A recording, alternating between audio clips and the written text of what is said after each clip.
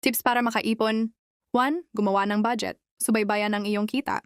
And gastusin para malaman mo kung saan napupunta ang iyong pera. Magtakda ng mga layunin sa pananalapi. Alamin kung ano ang gusto mong ipunan, kung ito ba ay para sa maikling o mahabang panahon. 3. Automatiko ang iyong ipon. Mag-setup ng automatikong paglilipat mula sa iyong checking account patungo sa iyong savings account. 4. Bawasan ang mga hindi kinakailangang gastusin. Alamin kung saan mo maaaring bawasan ang mga hindi kinakailangang gastusin.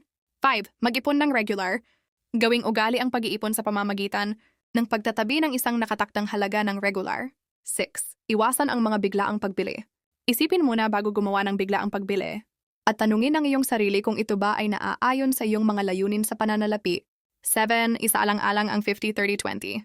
Natuntunin, ilagay ang 50% ng iyong kita para sa mga pangangailangan, 30% para sa mga discretionary spending, at yun ang 20% para sa pag-iipon at pagbabayad ng utang.